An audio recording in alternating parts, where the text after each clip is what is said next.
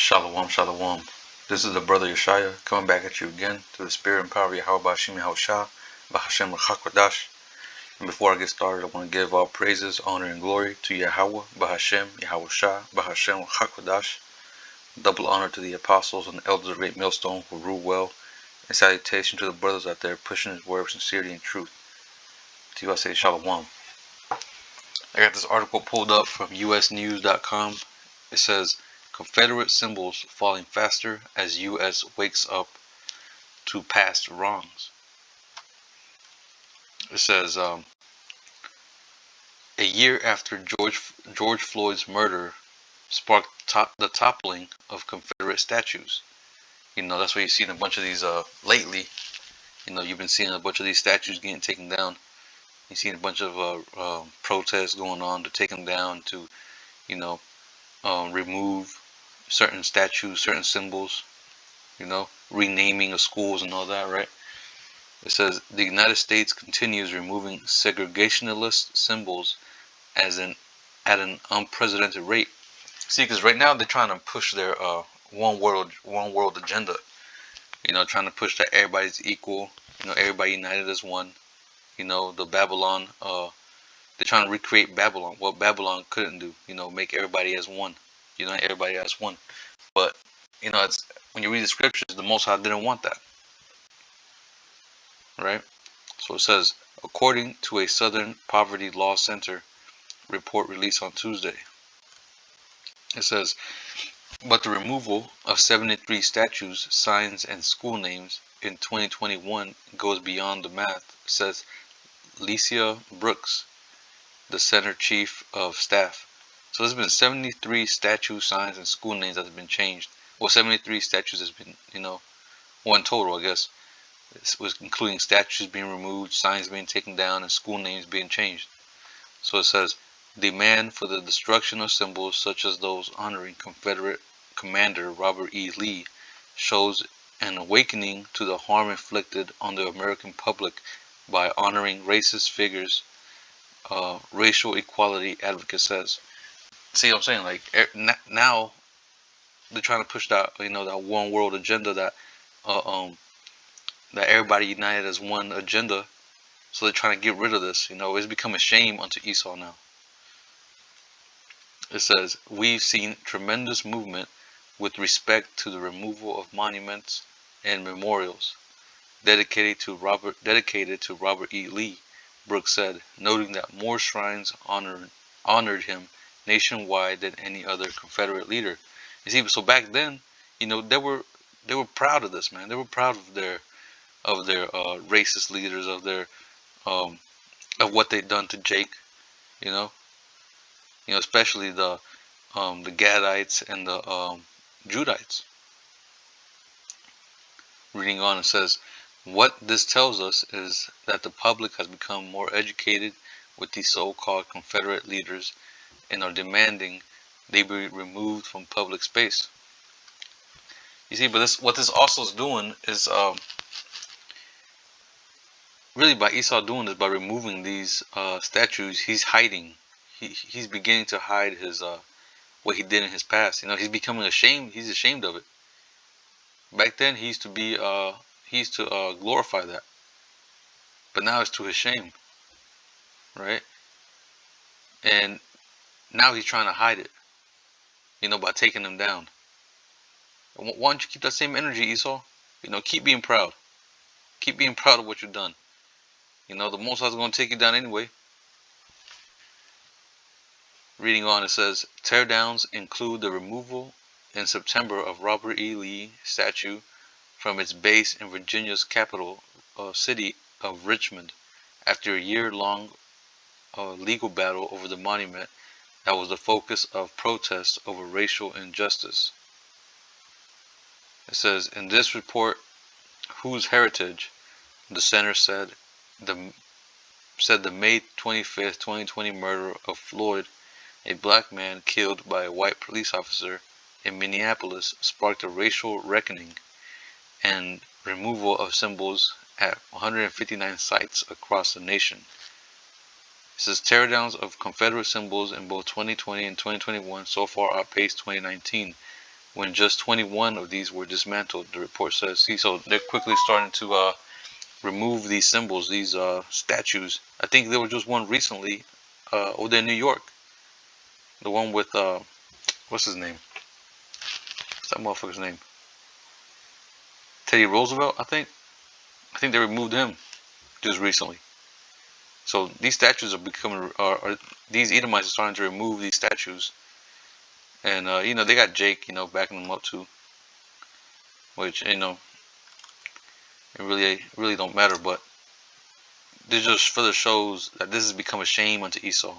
Their past, what they've done, what once was a glory to, what once glorified them, is now become a shame unto them. All right, now let me get some scriptures out. Let me get Obadiah 1:1. I mean, Salakia 1:10. It says, "For thy violence against thy brother Jacob, shame shall cover thee." And that's what's happening now. Shame is covering them. All the past was what happened in the past is coming up. You know, the truth is always going to be revealed, no matter what. Even if you try to hide it by taking these statues down. It says, "And thou shalt be cut off forever." That's going to be in the kingdom, and you're going to be cut off forever. Does this sound like love to y'all, Esau? To y'all Edomites? The Most High hates y'all. It's been written. Jacob have I loved, but Esau have I hated. Y'all gonna be done. Y'all gonna be completely done away with. You're gonna be genocided. There's gonna be no remains of y'all. There's gonna be no knowledge of you even existing.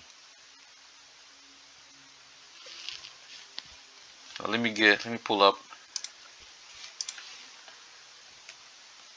Isaiah 14, verse 4. It says, "That thou shalt take up this proverb against the king of Babylon and say, how hath the oppressor ceased? The golden city ceased."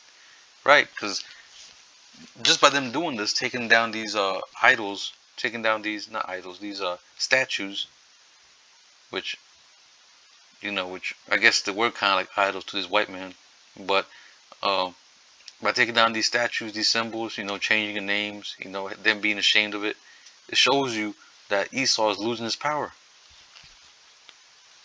His power ain't as it used to be. You know, you even got them divided amongst themselves. I mean, it's just like it says in the scripture. You know, if Satan be divided against himself, how shall he stand? You know, roughly paraphrasing. So this kingdom's done, man. This kingdom's finished. Like, even if you try to take these statues down, they ain't gonna do nothing.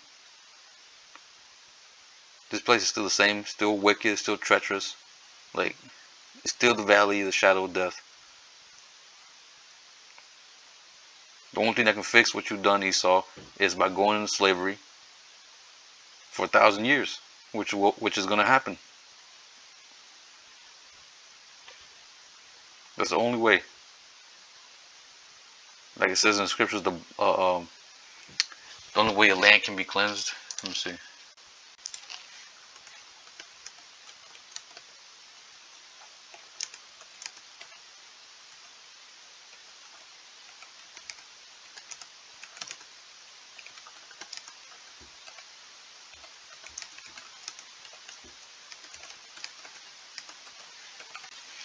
Let me see what pops up.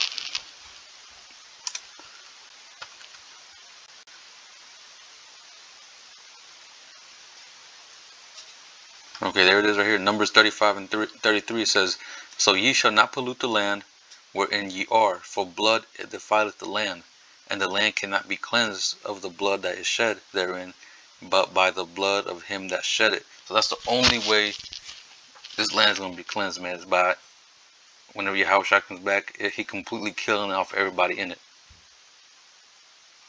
Then after that, you know, true justice will have to be whenever you come back again and you serve your captivity, that 1,000 years. Because you got paid double what you done. Come back 1,000 years, serve it, and then be done away with. You know, be cast to the fire. So anyway, let me get Isaiah 29 and go down to 15. It says, woe unto them that seek deep to hide their counsel from Yahweh, and their works are in the dark. And they say, who seeth us, and who knoweth us? See, and that's exactly what these Edomites are trying to do, man. They're trying to hide everything. You know, with them taking them monuments down or whatever. You know, eventually they're gonna be like, they're gonna start rewriting history again, making it see. They already tried rewriting history through saying that slavery never existed. You know, that the Judites were just workers. Like, you can try as much as you can, Esau, but the truth is still gonna come out. You know, the Most High sees everything. So let me read this again. It says, woe, woe. What does woe mean? Destruction. Woe unto them that seek deep to hide their counsel from Yahweh, and their works are in the dark. And they say, who seeth us, and who knoweth us? That's the top elite, man. The top elite of Esau. Let me get Isaiah 47, start at 3. It says, thy nakedness shall be uncovered, yea, thy shame shall be seen. I will take vengeance, I will not meet thee as a man. Your nakedness, you're going to be completely exposed, man. You're going to be completely exposed for what you are. It says, and thy shame shall be seen. And you're going to be completely exposed. At the end of the day, you're going to be found out to be known as the devil that you are. And it says, the Most High will take vengeance. It says, I will not meet thee as a man. The Most High is going to come Yahweh Shai is going to come in his angelic body, his angelic form, and also the angels. And they're going to rain hell on your ass, man. There's going to be nowhere you can hide. There's going to be nothing you can do to escape it. Yeah, you're going to try to fight against them, but yeah, you're going to be taken down easily. You're going to be swatted down like a fly. You had no chance.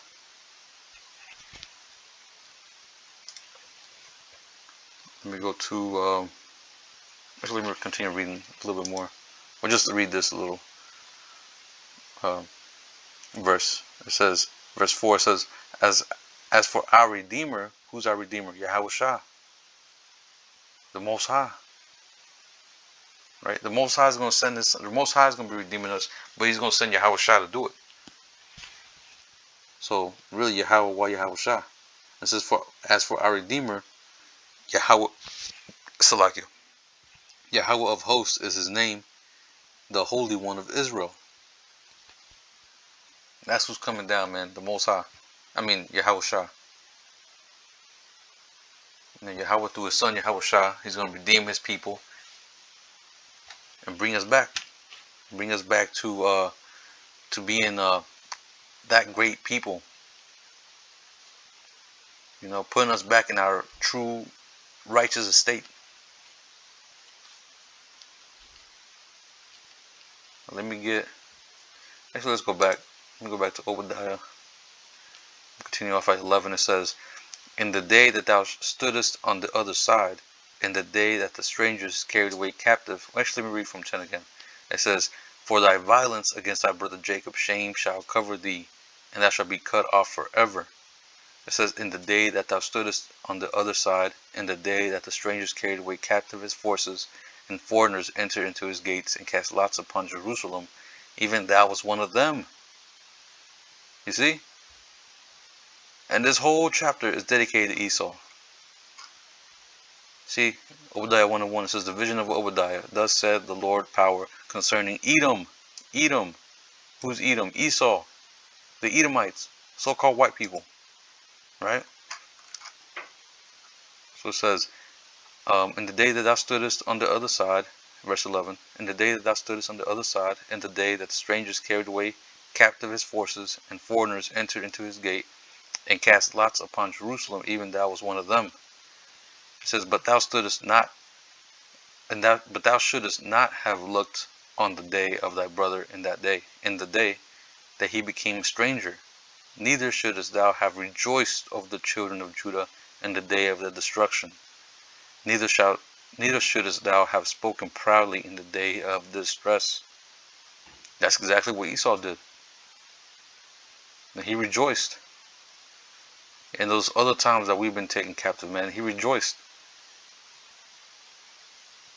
It says, thou shouldest not have entered into the gate of my people in the day of their calamity. Yea, thou shouldest not have looked on their affliction in the day of their calamity, nor have laid hands on their substance in the day of their calamity. Neither shouldest thou have stood in the crossway to cut off those that did escape. See, so even though, some of us try to escape, the captivity, the past captivities, because we were there in the past life too. There was Esau right there, standing in our way, trying to stop us, making sure that they get every single last Israelite. That's the hatred that these Edomites have towards us, man. It says, neither shouldest thou have delivered up those of his that did remain in the day of distress. It says, for the day of Yahweh is near upon all the heathen, as thou hast done. It shall be done unto thee. You see, that day is near, man. It's coming. That day is soon to come. Yahweh, Yahweh Shah, he's bringing the heat, man. And all y'all nations, all y'all heathen, including you, Esau, are gonna be burnt up.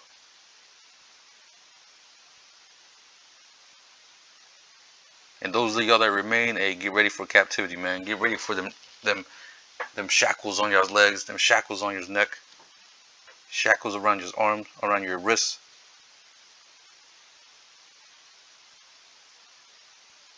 Prepare for them long days in the field. Prepare for that sun, boy. No sunscreen either. Prepare to get whipped. Right? It says, for the day of Yahweh is near upon all the heathen, as thou hast done. It shall be done unto thee. Thy reward shall return upon thine own head. So as you had done, hey, the same thing is going to happen to you. All right, and I'm going to close it out with this. Revelation 13. But on 10 it says, he that leadeth into captivity shall go into captivity. He that killeth with the sword must be killed with the sword. Here is the patience and the faith of the saints. Who are the saints? Israelites. And what you have done was put us in captivity. You have killed with the sword, so hey, you're going to have to pay. That's fair. That's righteous judgment, man.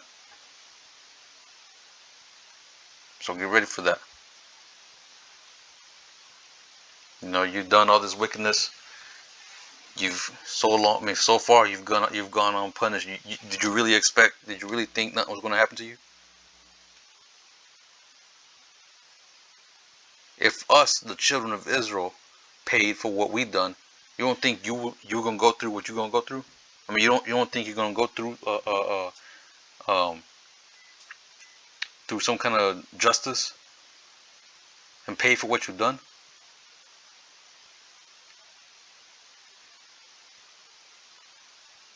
That's why you got that much pride. That's the reason why y'all have all this pride, because y'all think ain't nothing ever gonna happen. I guess it hasn't happened so far, so I guess it ain't gonna happen. Nah, you're gonna pay soon enough. The Most High is just letting that tab keep building up, so that whenever you do go into captivity, hey, everything you suffer is gonna be justified.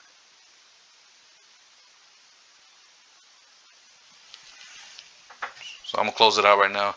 I hope this lesson was edifying. I'm gonna close it out by saying, double honor to the apostles and elders of Great Millstone who rule well, and salutation to the brothers out there pushing this word with sincerity and truth. Until the next time, I'm gonna say Shalom.